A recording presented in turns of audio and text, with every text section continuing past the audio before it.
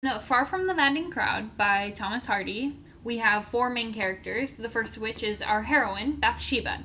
Bathsheba Everdeen is a very independent woman. She doesn't initially want marriage because it would take away all of her independence, which is what she values most. But she does take a few impulsive risks throughout the novel.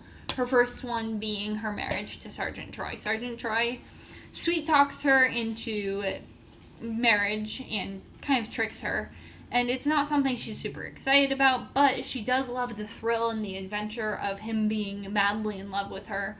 And so they run off and they get married. But neither of them are really happy. Troy almost destroys the farm, and Bathsheba has no control. She has no independence. So Troy runs away, but everyone thinks he's drowned. So he's out of the picture for now.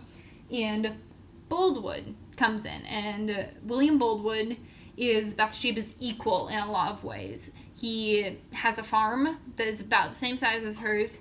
He is well respected. He is sought after by all the young women of the area. But he becomes interested in Bathsheba after she makes a mistake, saying him an awkward Valentine. And so he becomes obsessed and proposes over and over to marry Bathsheba.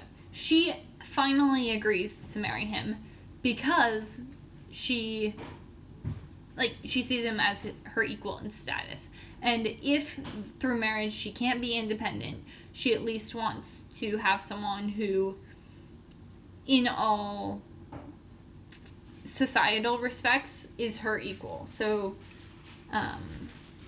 status is why she agrees to marry him. But then, of course, Troy comes back because he wasn't actually drowned, and Boldwood gets mad. Boldwood shoots Troy. Troy's out of the picture because he's dead. Boldwood's out of the picture because he shot Troy and he's in jail. He was going to be killed, but now he's just in jail. And all we're left with is Gabriel Oak. Gabriel Oak has been her friend throughout the novel. He was the first suitor who proposed to her. And Bathsheba, eventually ends up marrying Oak. Not for love and adventure like she did with... Oh, I threw Troy. Not for love and adventure like she did with Troy. Not for status like she agreed to marry Boldwood for. But she agrees to marry Oak for his loyalty and the trials that they've gone through together make them friends, and that's the happy marriage that we are looking for at the end of the novel. So the question is, does the novel have a happy ending? So the reasons that this might have a happy ending are, in the end, Bathsheba marries the right guy. That's check one. It sounds like happily ever after. They are prosperous. He didn't lose the farm. So they have the farm. They have money. They have marriage. They have shared trauma. They've gone through all of these dramatic events together. But what they don't have is necessarily love. They have friendship, but they never have this dramatic... we married because of love that a lot of novels that have happy endings have.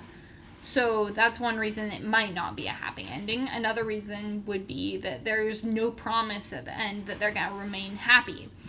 It's very content for now. And Bathsheba had to change to be happy with him. At the beginning, she wasn't going to be happy with Oak because she wanted her independence. And at the end, she gave up all her independence over the course of a few mistakes.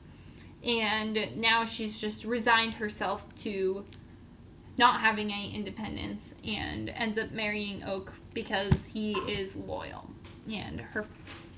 And so we have no guarantee that they're going to end up staying happy. So, happiness is not something that we've seen much this semester.